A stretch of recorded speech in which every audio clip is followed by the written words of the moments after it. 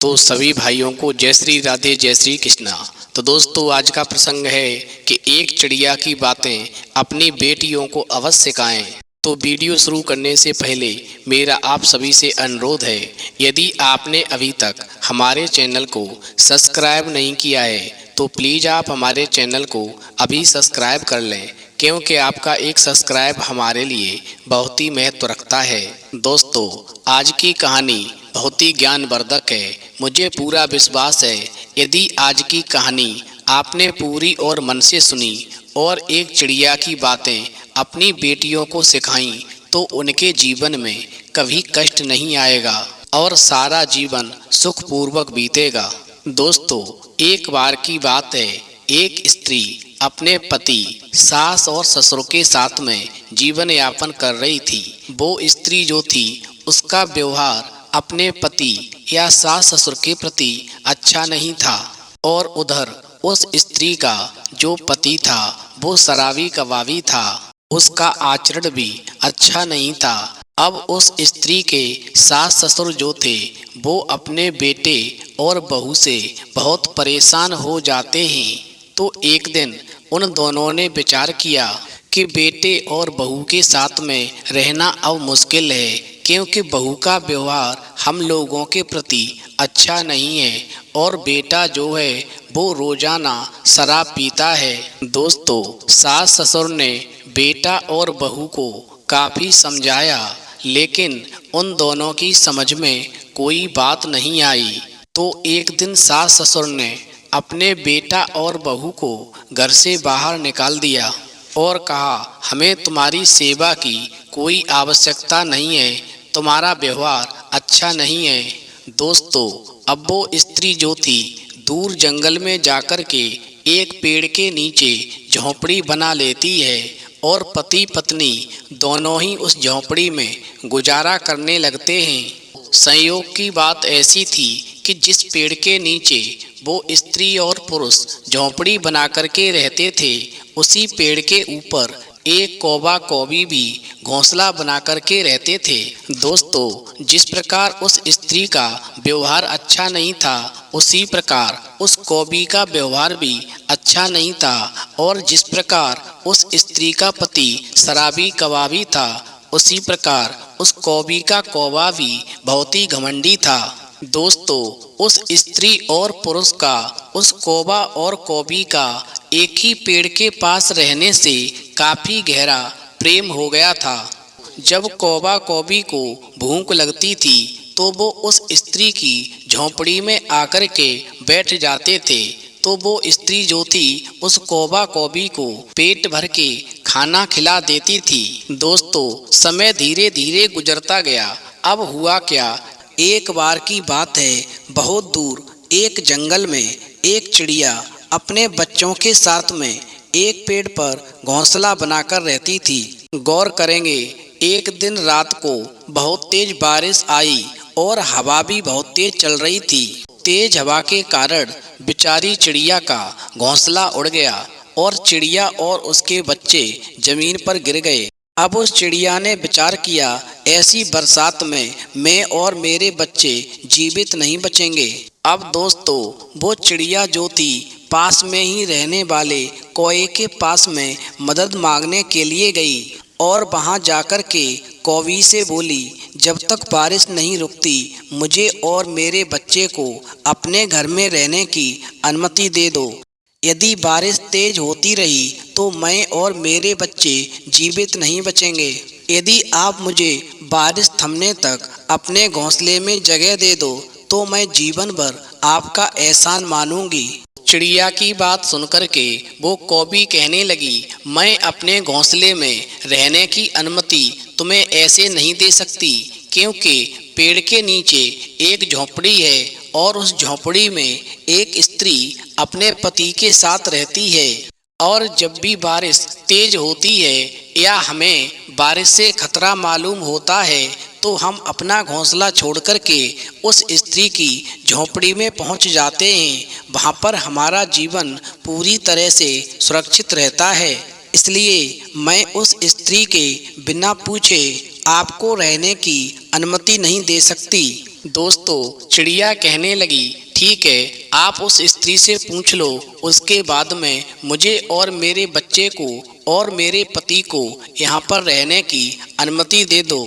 अब दोस्तों चिड़िया की बात सुनकर के वो कौवी जो थी उस स्त्री के पास पहुंची और जाकर के कहने लगी, एक चिड़िया बारिश की वजह से मदद मांगने आई है और हमारे घोंसले में बारिश होने तक रुकना चाहती है, तुम क्या कहती हो? दोस्तों कौवी की बात सुनकर के वो स्त्री कहने लगी, जाओ उस चिड़िया से कह दो यहाँ पर किसी के रहने की व्यवस्था नहीं है, हम किसी को भी शरण नहीं दे सकते, वो चाहे जहाँ पर जाए, उसके जीने या मरने से मुझ पर कोई प्रभाव नहीं पड़ता।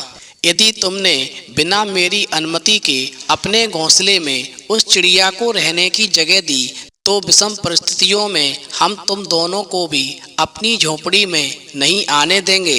अब दोस्तों समय की गति के साथ में वो कौवी जो थी वो चिड़िया से कहने लगी, तुम यहाँ से जाओ, हम तुम्हें अपने घोंसले में रहने की अनुमति नहीं दे सकते, तुम्हारे जीने या मरने से हम पर कोई प्रभाव नहीं पड़ता।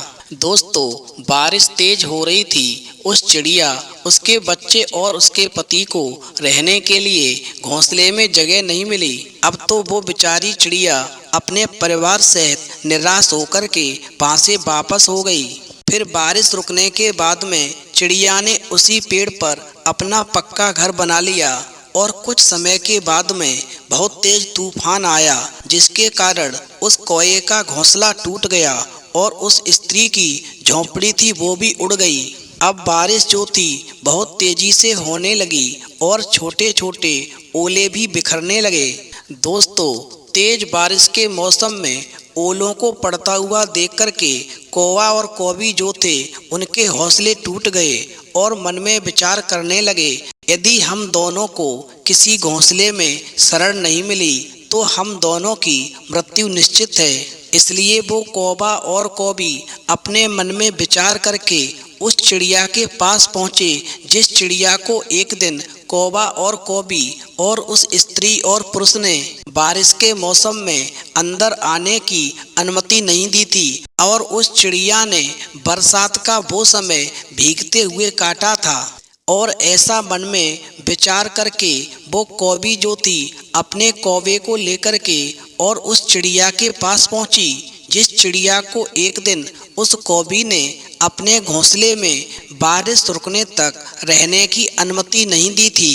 अब दोस्तों वो कौवी जो थी उस चिड़िया से कहने लगी, हे चिड़िया बहन, बारिश बहुत तेज हो रही है और ओले भी पड़ रहे हैं, यदि आपने हम दोनों को अपनी शरण में नहीं लिया तो बारिश से भीग करके हम दोनों की मृत्यु निश्चित है। दोस्तों चिड़िया बहुत दयालु थी, उसने कौए और कौवी को अपने घोंसले में रहने की अनुमति दे दी। अब तो दोस्तों ये देख कर के कौवा और कौवी को बहुत ही शर्मिंदगी हुई कि उसने एक दिन चिड़िया को अपने घर पर रुकने से मना कर दिया था, फिर भी उस चिड़िया ने आज उनकी मदद की। दोस्तों थोड़ा समय बीता और फिर बारिश बंद हो गई और फिर वो कौवा कौवी जो थे घोंसले से बाहर आ गए और वो चिड़िया जो थी वो भी अपने चिड़े के साथ में बाहर आ गई और उधर से वो स्त्री और पुरुष जो थे वो भी वहाँ पर आ गए। दोस्तों बहुत ही समझने वाली बात है।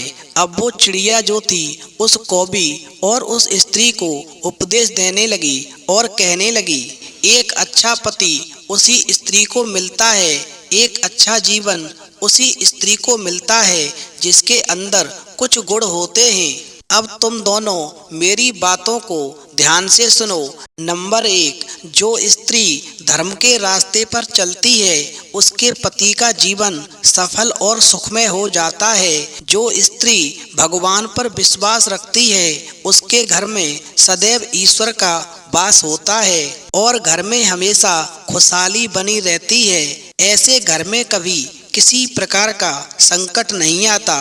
नंबर 2, दोस्तों चिड़िया कहती है, जिस स्त्री में संतोष की भावना होती है और जिसकी इच्छाएं सीमित होती हैं उसका दाम्पत्य जीवन सदैव खुशियों से भरा रहता है।